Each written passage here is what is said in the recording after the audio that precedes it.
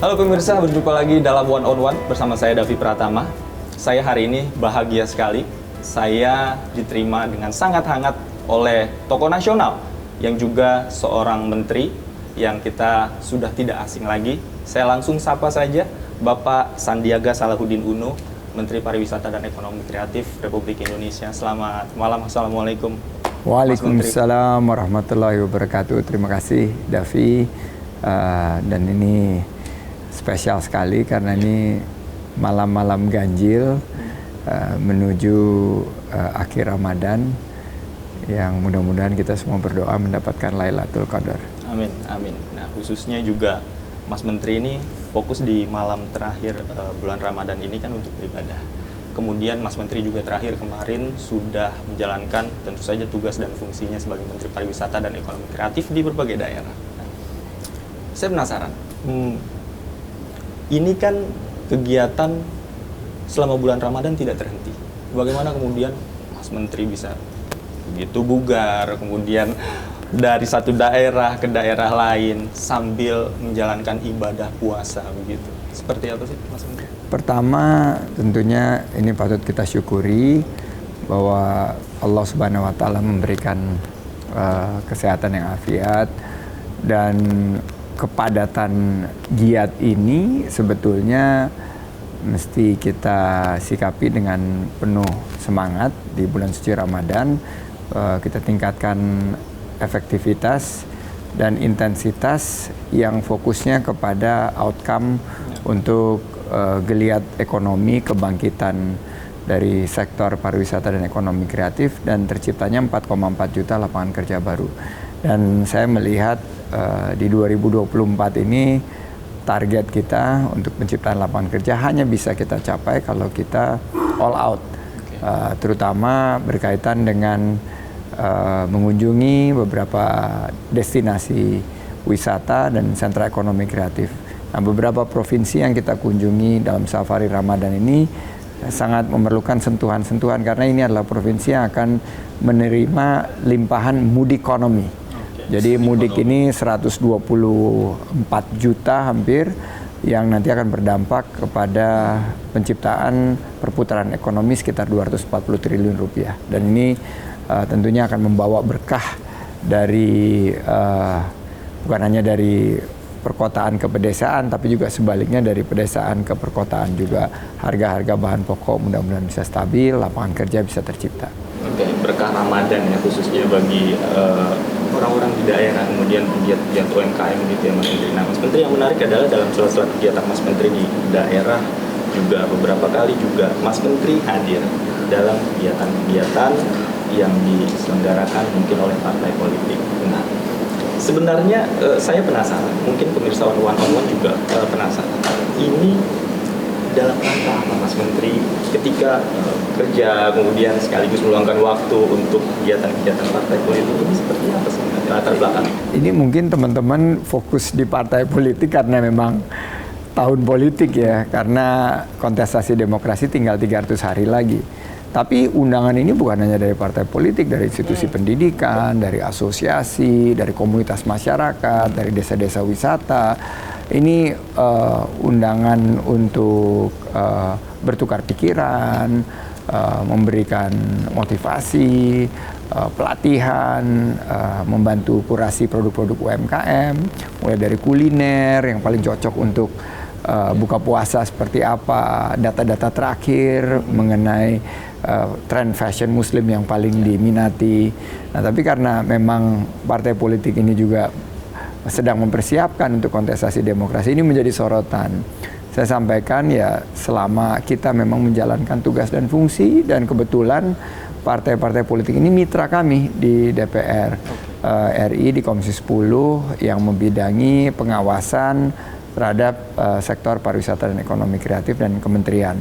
Jadi undangan-undangan ini kami penuhi, tentunya juga berkoordinasi dengan pimpinan-pimpinan partai politiknya, dan saya berharap justru silaturahim kita di tengah bulan suci Ramadan ini akan membawa keberkahan.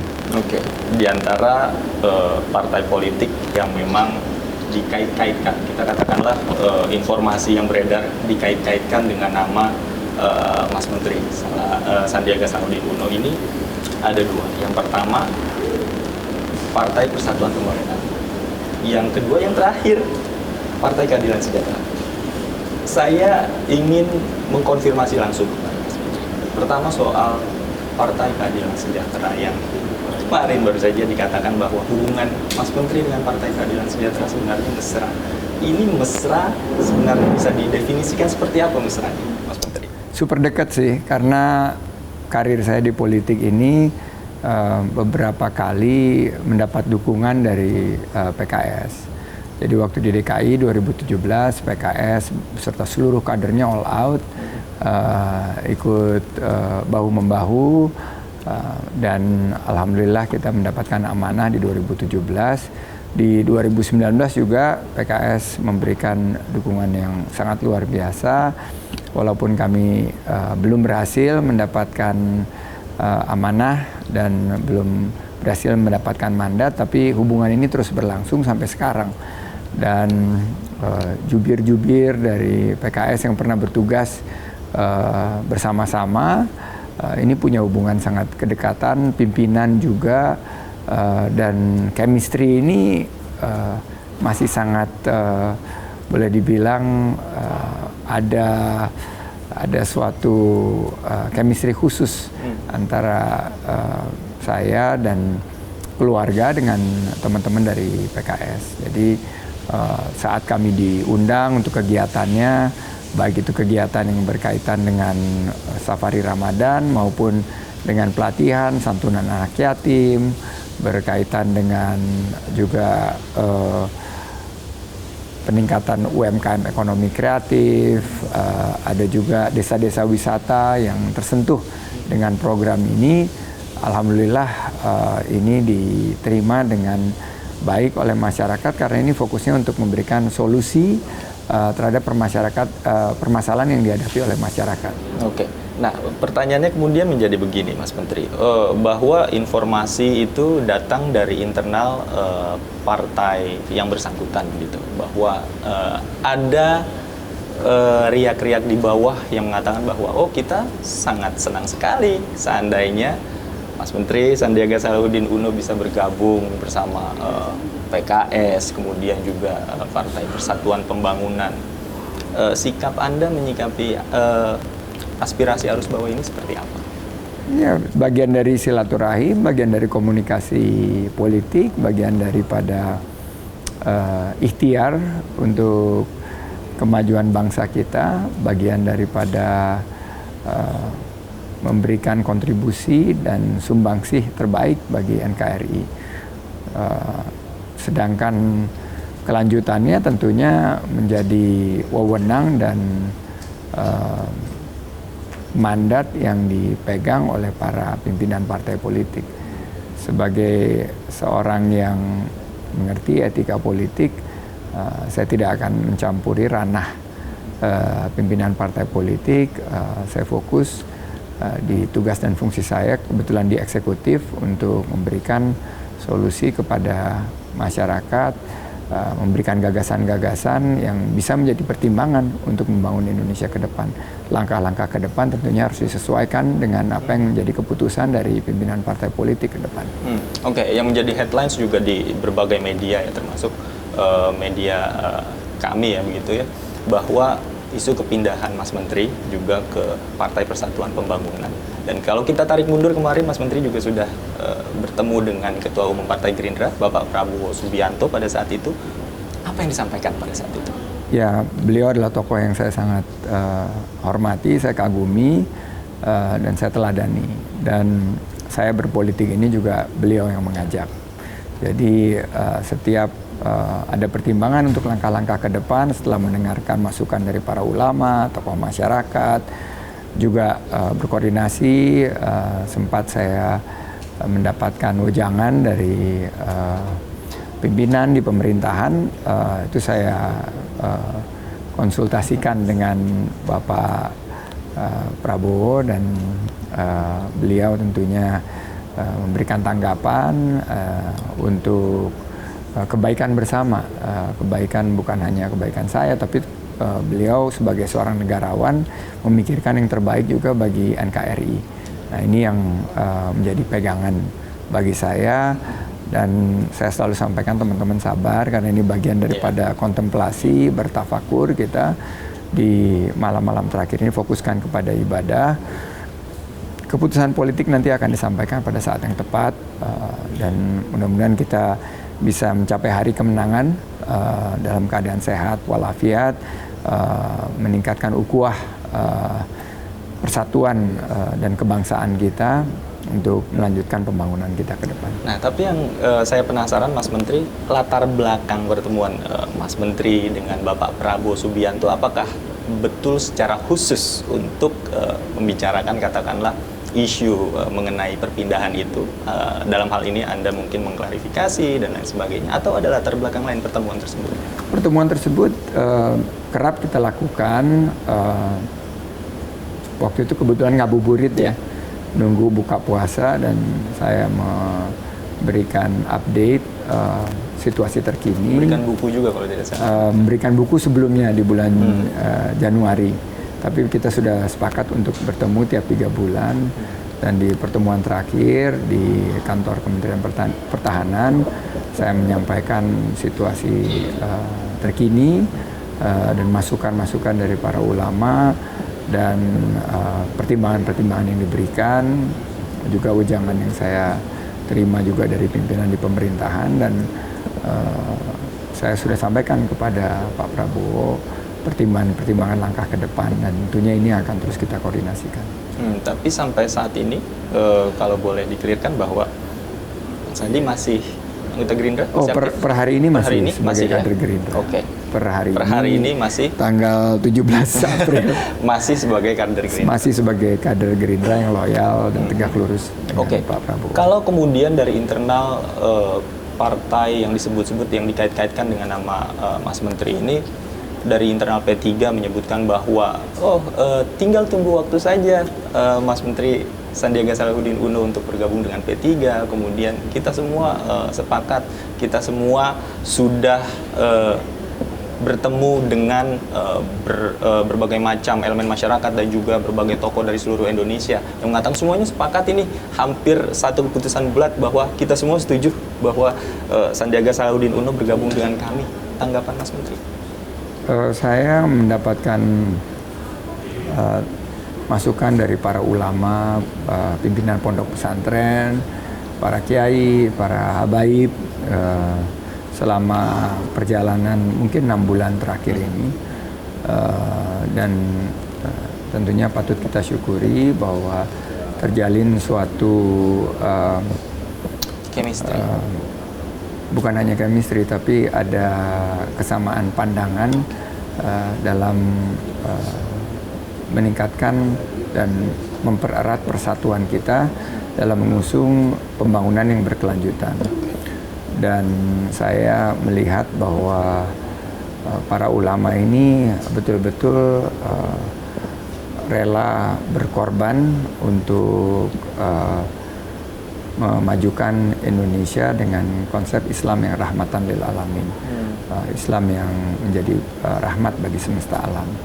Dan itu yang menjadi suatu komitmen bersama, dan saya juga sampaikan terima kasih atas penerimaan yang begitu hangat, dan mudah-mudahan tentunya jika ditakdirkan oleh Yang Maha Kuasa ada terbuka peluang untuk berjuang bersama. Itu yang selalu menjadi pegangan kita, dan nanti setelah keputusan ini diambil setelah Lebaran, tentunya ini menjadi langkah-langkah yang harus kita yakini untuk kebaikan Indonesia menuju Indonesia maju, sejahtera, adil, dan makmur, baldatun thayyibatun warabun ghafur. Kesamaan gagasan khususnya terkait dengan konsep keberlanjutan ini yang memang sama-sama dimiliki oleh Mas Menteri dan juga Pak Prabowo Subianto dalam hal ini, dan juga mungkin partai-partai yang lain dengan komunikasi Mas Menteri selama ini. Ya, jadi keberlanjutan pembangunan, rekonsiliasi, kita melewati 2017 yang penuh polarisasi dan 2019 lagi yang penuh polarisasi, ada semangat untuk menghindari keterbelahan. Tentunya kontestasi demokrasi ini sah-sah saja berbeda pilihan, tapi jangan sampai kita masuk ke dalam suatu situasi yang penuh persaingan yang jor-joran gitu, yang akhirnya winner takes all. Tapi bagaimana caranya kita menghadirkan suatu kebersamaan, persatuan dalam menempuh demokrasi yang sebetulnya modelnya ini sangat unik ya. Demokrasi di Indonesia ini tidak seperti demokrasi di negara lainnya, bahwa kemarin ada konsep bertanding untuk bersanding yang diinovasikan oleh Bapak Presiden dan Pak Prabowo sebagai mitranya, tentunya memainkan peran, dan saya juga selanjutnya ikut juga bergabung di pemerintahan ini untuk menjaga keutuhan bangsa kita, karena kita memang beragam, tapi kita ini bersatu dalam keberagaman. Jadi Bhinneka Tunggal Ika. Jadi bukan hanya kebinekaannya saja, keberagamannya, tapi ketunggal ikaannya juga. United in diversity ini betul-betul kata-kata yang harus kita garis bawahi adalah persatuan. Oke. Nah, pertanyaannya kemudian, Mas Menteri kemarin beberapa kali mengatakan menyinggung soal keputusan akan diambil nanti setelah Lebaran. Kemudian sekarang saya ingin fokus istikharah, kemudian bertafakur, muhasabah dan lain sebagainya. Keputusan apa sih yang akan diambil, Mas Menteri? Tentang langkah ke depan. Jadi langkah ke depan itu kan memang karena waktunya kontestasi demokrasi ini tinggal 300 hari,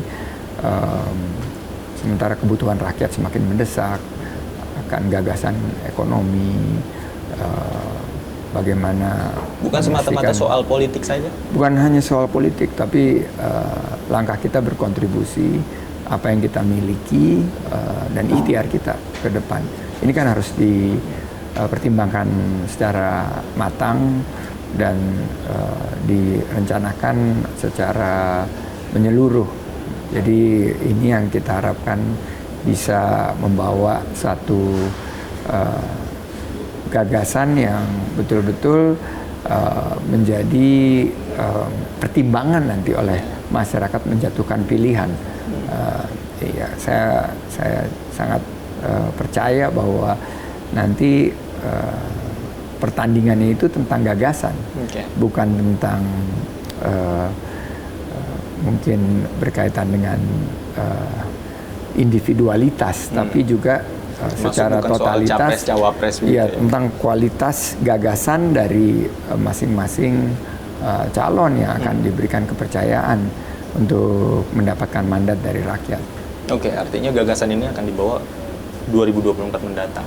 Kalau boleh dikasih bocoran secara garis besar, gagasan yang menjadi fokus Mas Menteri untuk nanti 2024 itu di bidang apa saja? Saya fokus di koridor ekonomi, fokus menjaga momentum kebangkitan dan kepulihan ekonomi kita, mempercepat atau akselerasi dari pembangunan kita, melanjutkan program-program yang sudah baik ditata oleh pemerintahan ini dan pemerintahan sebelumnya, dan melakukan penyesuaian jika ada koreksi yang diperlukan di beberapa lini bidang, termasuk juga bagaimana menjaga biaya hidup masyarakat, harga-harga bahan pokok ini yang selama ini dikeluhkan menjadi top of mind. Walaupun pemerintah memiliki tingkat kepuasan tertinggi sepanjang 10 tahun terakhir ini, pada akhir-akhir ini, tapi ada juga keluhan masyarakat berkaitan dengan harga-harga bahan pokok, berkaitan dengan lapangan kerja yang belum merata untuk disediakan untuk anak-anak muda kita.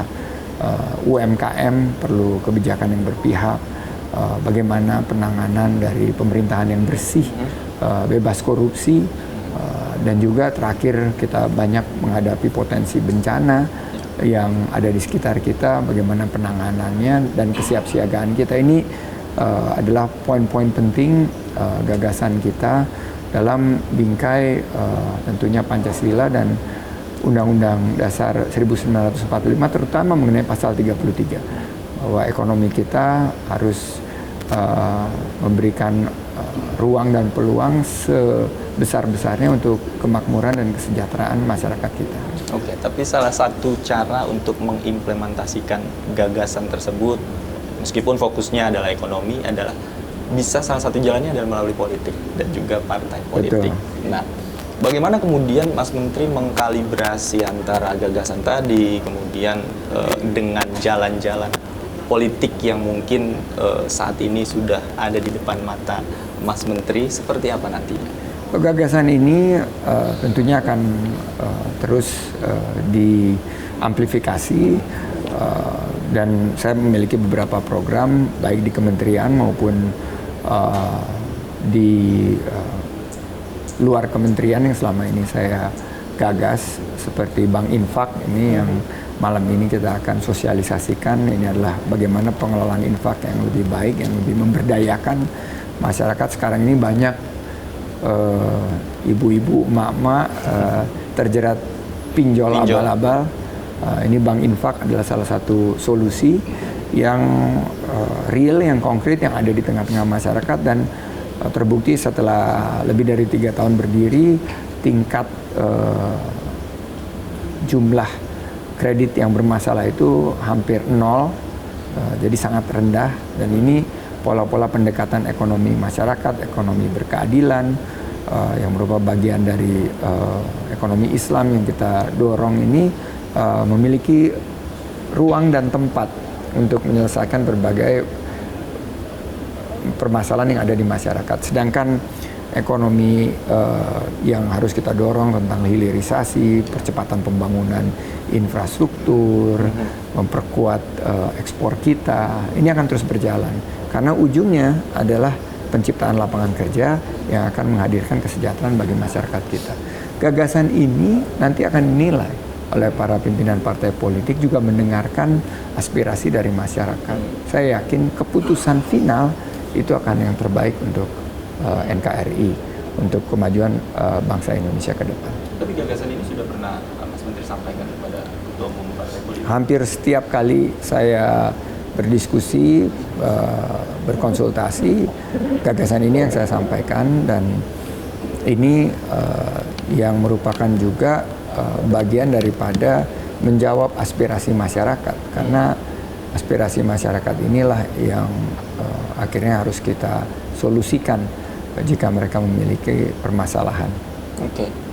Ini pertanyaan sebenarnya mengganggu saya, Mas Menteri. Jadi izinkan jangan sampai saya, ada mengganggu. izinkan saya bertanya langsung pada Mas Menteri. Mas Menteri, jika dihadap-hadapkan pada posisi bahwa Mas Menteri ini berkontestasi, berhadap-hadapan dengan Bapak Prabowo Subianto, sikap seperti apa yang Mas Menteri akan ambil? Saya tidak pernah berandai-andai, dan saya selalu sampaikan bahwa kita dalam berkontestasi demokrasi ini harus selalu merangkul. Jangan pernah kita memukul, tapi justru merangkul dan mencari persamaan, bukan hanya fokus pada perbedaan. Semua itu cinta membangun bangsa, dan bagi saya pada akhirnya kepentingan NKRI, national interest ini yang harus kita perjuangkan. Kita tidak boleh juga mematok-matok target, karena waktu pengalaman saya dari 2017 awalnya sebagai gubernur, terus akhirnya memutuskan untuk menjadi wakil gubernur. 2019 baru bertugas hampir 1 tahun, diminta untuk mendampingi Pak Prabowo di kontestasi 2019. Pada saat itu siapa yang mengajak Mas Menteri untuk terjun di dunia politik ketika itu? Pak Prabowo. Dari awal Pak Prabowo lah yang memberikan keyakinan kepada saya bahwa saya di dunia usaha sudah memberikan kontribusi yang baik, tapi lebih baik jika saya ikut berjuang di jalur politik. di jalur pelayanan publik. Inilah yang membawa saya ke titik ini sekarang. Artinya jika dihadap-hadapkan dengan Pak Prabowo, saya sekali lagi nggak mau berandai-andai. Beliau tokoh yang sangat saya kagumi, negarawan yang mungkin di Indonesia kalau yang paling kita teladani dari segi kepatuhan beliau, bayangkan saja setelah kontestasi 2019 kami berdua harus memutuskan untuk mengambil pilihan menerima ajakan dari Bapak Presiden untuk unity government, pemerintah yang bersatu. Ini adalah keputusan yang kalau misalnya sebagai seorang politisi akan sangat berat untuk diambil, tapi kalau begitu sudah kepentingannya untuk bangsa dan negara, maka kita tidak ada ruang pribadi, tidak ada ruang mungkin segan atau ewuh pakai ewuh, tapi kita harus berikan dari segi pemikiran bahwa ini yang terbaik untuk bangsa dan negara. Oke, Mas Menteri, ketika ada isu bahwa Mas Menteri akan pindah dari Partai Gerindra ke partai lain, bagaimana tanggapan sahabat-sahabat Mas Menteri, khususnya dari internal Partai Gerindra, kemudian sahabat-sahabat secara umum dari lintas partai politik, seperti apa? Sahabat yang sangat dekat biasanya memaklumi dan apapun keputusannya tentu akan mendukung. Tapi tentunya sebagai bagian daripada negara demokrasi ada yang mendukung, ada yang kurang mendukung, ada yang tidak mendukung. Ada yang cukup keras di sosial media gitu ya. Sosial media, dan itu kita yakini sebagai masukan karena mereka cinta sama Indonesia. Jadi pandangan mereka ini diharapkan bisa menjadi masukan bagi pengambilan keputusan untuk melangkah ke depan. Komunikasinya masih berjalan lancar dengan teman-teman? Semua berjalan lancar. Saya memiliki keyakinan bahwa politik itu harus beretika, dan setiap langkah saya pasti saya akan konsultasikan, saya akan komunikasikan. Karena kita tetap berteman kok. Dimanapun kita berada, kita ada dalam satu rumah Indonesia. Indonesia ini adalah rumah kita bersama. Jika kita berjuang, rumahnya tetap Indonesia. Mungkin kamarnya yang berbeda, tapi rumahnya tetap rumah besar Indonesia yang kembali mengusung Pancasila sebagai dasar negara dan dengan semboyan kita yaitu Bhinneka Tunggal Ika. Oke. Mas Menteri, kemudian kalau seandainya, lagi-lagi seandainya, jika kita lihat perjalanan Mas Menteri di politik, tadi Anda sebutkan bahwa sebenarnya diajak oleh Pak Prabowo untuk terjun di dunia politik. Artinya chemistry dan hubungan Mas Menteri dengan Pak Prabowo ini kan sudah terjalin sejak lama, sudah berjalan dengan baik. Ketika kemarin Mas Menteri bertemu dengan beliau, ada perasaan sungkan atau takut untuk menjelaskan atau mengklarifikasi hal-hal yang mungkin selama ini belum dielaborasi secara komprehensif di sana? Saya memiliki komunikasi yang sangat personal dengan beliau karena kita sebelum aktif di politik juga pernah memberikan masukan secara bisnis dan pandangan-pandangan ekonomi saya. Jadi hubungan kami sangat dekat, dan apa yang ada di hati saya sudah utarakan, dan pertimbangan-pertimbangannya juga sudah disampaikan. Dan beliau sebagai seorang negarawan ya memberikan nasihat gitu. Dipikirkan matang-matang, dipikirkan baik-baik, tapi keyakinannya ya untuk yang terbaik bagi NKRI. Beliau mendukung langkah mungkin, yang akan diambil oleh Mas Menteri? Mungkin nanti tepatnya Mas Davi bisa langsung bertanya ke teman-teman Gerindra ya, tapi saya karena sifatnya tertutup, nasihat tersebut ya ini menjadi pegangan saya untuk